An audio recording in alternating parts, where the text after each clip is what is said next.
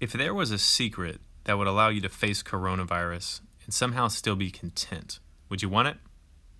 I'm in Philippians chapter 4, and this rest of the paragraph looks something like this, but I'm just going to hop in and get straight to the point. It says, I have learned in whatever situation I am in. So we're all trapped in a situation, good, bad, this is life. We all have an environment. He says, whatever situation I'm in, I am content. So there's our situation, and then there's our emotional state, and usually these are linked. But he says, I know how to break that so that I'm content no matter what situation I'm in, which is an enormous claim. But he's saying that this is learnable. He's saying, I have learned how to do this. He's saying, I know how to do this. And he's saying, I can do this. So if we want that secret, we need to look in and peer in and see what he's actually saying here. He says, I've learned to be content in whatever situation I'm in, whether I am, he says, I know how to be brought low, so that's a low, and I know how to abound. In any and every circumstance, I have learned the secret of facing plenty, so that's abounding, and I know how to face hunger. These are meant to be extraordinary opposites, and he's saying I'm steady in these extraordinary opposites.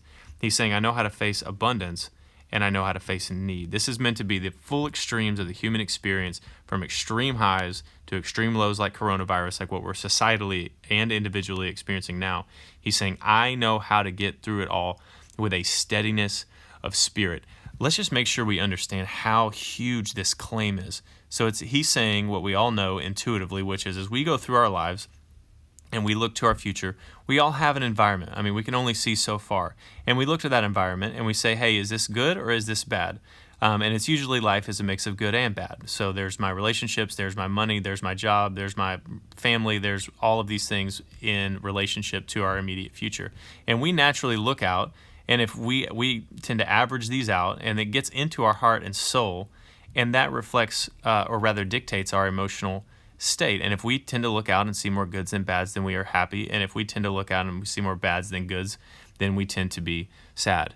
This is, I'm not a psychologist, but we don't have to be. This is how it works from the womb. If we are hungry, we cry. If we are content and full, we sleep. And in this moment, called coronavirus, we are in a place where we see almost entire X's, and even the things we thought were certain are not. So what in the world is there to be content or peaceful about? And he gives the answer to this secret that he claims, and he says, I can do all things through, so simple, him who strengthens me. And I find this to be so interesting because he's saying it's not just a worldview or a belief. It's not just like, oh, I believe in God. It's him who strengthens me actively. So there's something getting into his heart from some other source than all of this. Something is happening. And he's saying, look, I'm just like you. I need something that I can see. But he's saying it just so happens that I can see Christ in this context is who he's talking about. I could write the word God, but he's specifically talking about Christ. So I don't have a perfect symbol. I'm just going to draw a cross.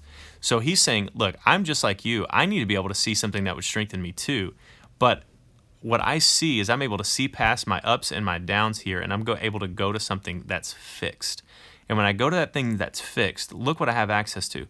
My long-term future is secure, even if my short-term future is not. My value is fixed. Certain things are happening here. I have a Father who loves me and is unchanging, even though this world is volatile. And so consequently, I'm able to look out and I'm able to look and see everything that Christ offers, and that gets into my heart as the trump card, affirming again that Christians are not people for whom life always goes up and to the right. Christians can go up, they can go down, our experience can go up and go down, we can lose our health, we can lose our sickness. That's part of the Christian experience, and Paul's not saying being a Christian is checking out of those ups and downs. He's saying my emotional experience is no longer dictated by them. And that has been what it is to know God all the way from the very beginning. So if you were to go back to Psalm 23, even though I walk through the valley of the shadow of death, I will fear no evil. If you go back to Habakkuk chapter 3, even if the vine does not blossom, I will worship the Lord. So this is what it is to have God. It's to see past. And if you want to know why our world is in a complete panic, it is because they cannot see it. And so consequently, this is a time when our world is hurting. And if you know the secret, the good news is Jesus didn't want this to be a secret. He wanted it to be known. He died for the entire world. He offers himself to the entire world. So this secret is one that is meant to be known and spread. Let's spread it, church. See you tomorrow.